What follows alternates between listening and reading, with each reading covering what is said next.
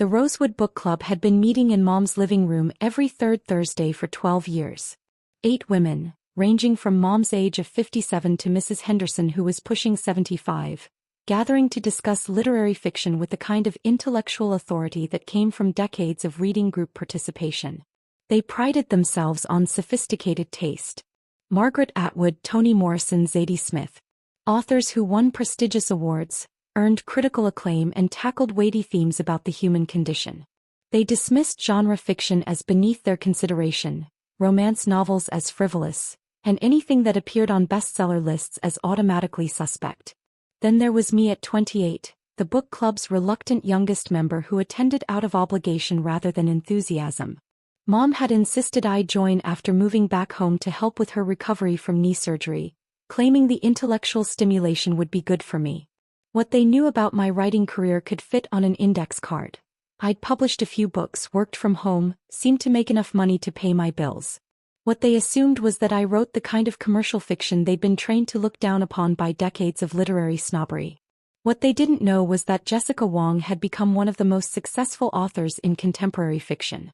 My last novel had spent 18 weeks on the New York Times bestseller list, been translated into 27 languages, and sold over 2 million copies worldwide. My publisher was calling me their most profitable author under 30. But to the Rosewood Book Club I was just Sarah's daughter who wrote those little books, and clearly hadn't developed serious literary taste. The monthly meetings had become exercises in subtle condescension disguised as literary discussion. This month's selection was a 400-page literary novel about 3 generations of women confronting inherited trauma through the lens of historical migration patterns. Dense, symbolic, the kind of book that required extensive discussion to unpack its layers of meaning. The prose is simply extraordinary, Mrs. Patterson announced, adjusting her reading glasses. This is what real literature looks like. Depth, complexity, serious engagement with important themes. The other women nodded approvingly, each trying to demonstrate their sophisticated understanding of the text's deeper significance. It makes you think about what constitutes meaningful fiction, Mom added, glancing in my direction. Stories that challenge readers intellectually rather than just entertaining them. The subtext was clear. Unlike whatever you write, Jessica. Mrs. Henderson leaned forward conspiratorially. I have to confess I tried reading one of those romance novels my granddaughter recommended. Absolute drivel. No substance whatsoever. Genre fiction serves its purpose, Mrs. Chin said diplomatically, but it's not really literature, is it? More like literary junk food. The conversation continued in this vein for 20 minutes, establishing their cultural superiority over readers who consumed popular fiction instead of serious literary works. Finally, Mrs. Patterson turned to me with the expression of someone addressing a child. Jessica, dear, you've been quiet tonight. What did you think of the novel? It was well written, I said carefully. The author has strong technical skills. Technical skills, yes, she agreed. But what about the thematic content? The way she weaves together historical trauma with contemporary identity struggles. I could feel the group's attention focusing on me, waiting to see if I possessed the intellectual sophistication to engage with serious literature.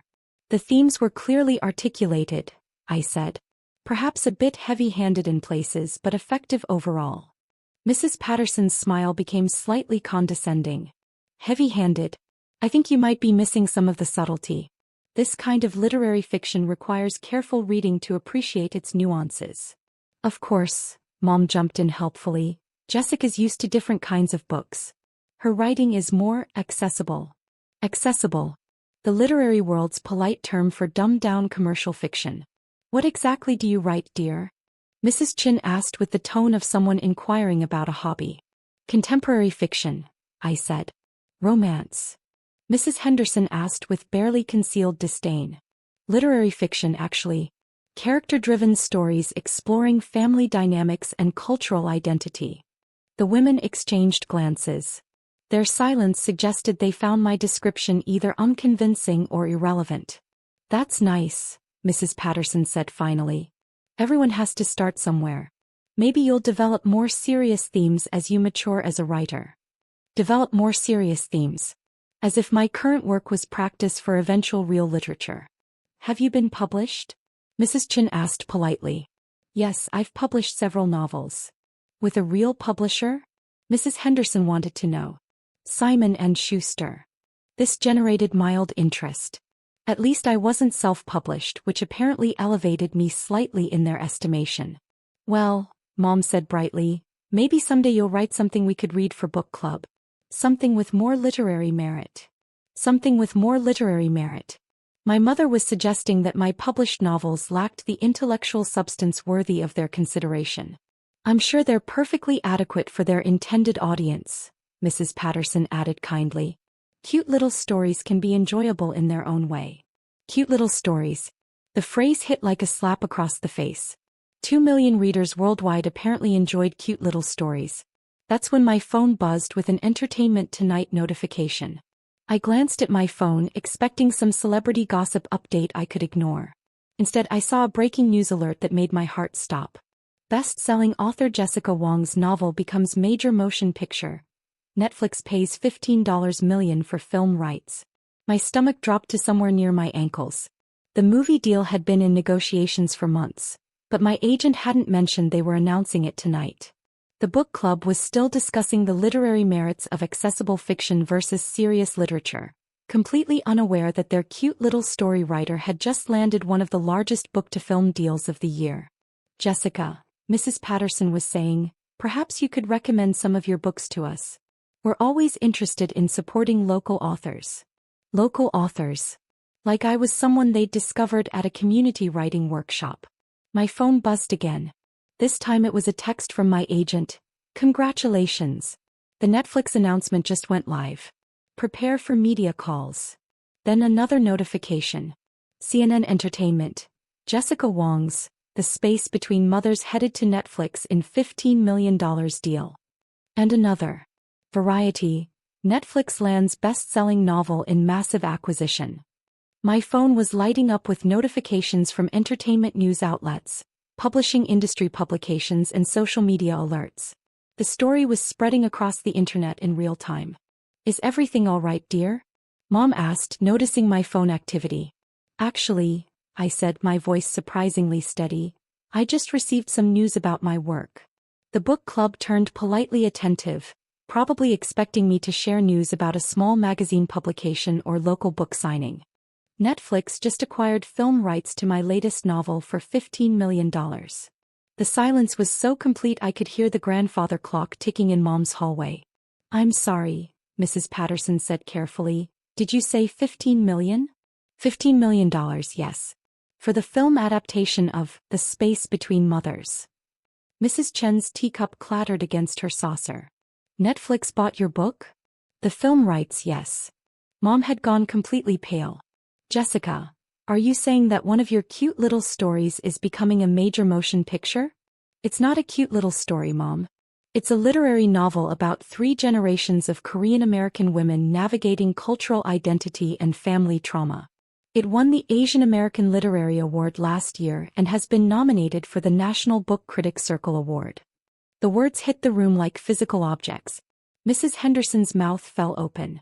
Mrs. Patterson looked like she'd been struck by lightning. The National Book Critics Circle Award?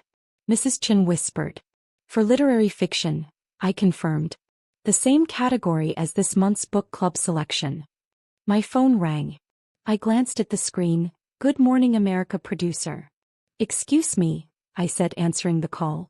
This is Jessica. Ms. Wong. Congratulations on the Netflix deal. We'd love to have you on tomorrow morning's show to discuss the film adaptation and your novel's success. I could feel 8 pairs of eyes staring at me as I scheduled a national television appearance.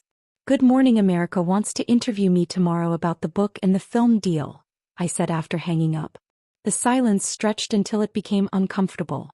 Mom finally found her voice. Jessica, I had no idea your writing was serious literature. You never asked what my books were about. You just assumed they were commercial fiction without literary merit. But you said contemporary fiction, Mrs. Patterson protested weakly. Contemporary literary fiction. Character-driven narratives exploring themes of cultural identity, intergenerational trauma and immigrant family dynamics. The same themes you just spent an hour praising in tonight's selection. Mrs. Henderson was scrolling through her phone. Jessica Wong. Oh my goodness. The Space Between Mothers is number 3 on the New York Times bestseller list right now. Number 2 actually. It moved up this week. And your other books? Mrs. Chin asked faintly. 3 New York Times bestsellers, translations in 27 languages, over 4 million copies sold worldwide. The numbers hung in the air like smoke from a fire nobody wanted to acknowledge. What followed was chaos. Controlled, polite chaos, but chaos nonetheless. The book club members spent the next hour asking questions about my writing process, my literary influences, and my thoughts on contemporary fiction. Each question revealed how completely they'd misunderstood both my work and my place in the literary world. Mom sat in stunned silence, occasionally shaking her head as if trying to clear it. Why didn't you tell us? Mrs. Patterson asked eventually. Tell you what? That I'm a successful literary author? Would it have changed how you discussed my work tonight? The question stopped them cold. Because we all knew the answer. Yes, it absolutely would have changed everything. They would have treated my opinions with respect instead of condescension. They would have asked about my books with genuine interest instead of polite tolerance. But they would have changed their behavior because of recognition and success, not because my work deserved consideration on its own merits. We support literary fiction, Mrs. Chin said defensively. You support literary fiction that you recognize as such. When you didn't know who I was, you dismissed my work as cute little stories. My phone buzzed with another call. The Washington Post wanted a comment about the Netflix deal's significance for Asian American literature. I should take this, I said. The media response is just getting started. Through Mom's living room windows, I could see neighbors walking past with their evening routines, completely unaware that one of the year's biggest book-to-film deals had just been announced inside this suburban house. 6 months later, the Rosewood Book Club picked The Space Between Mothers for October.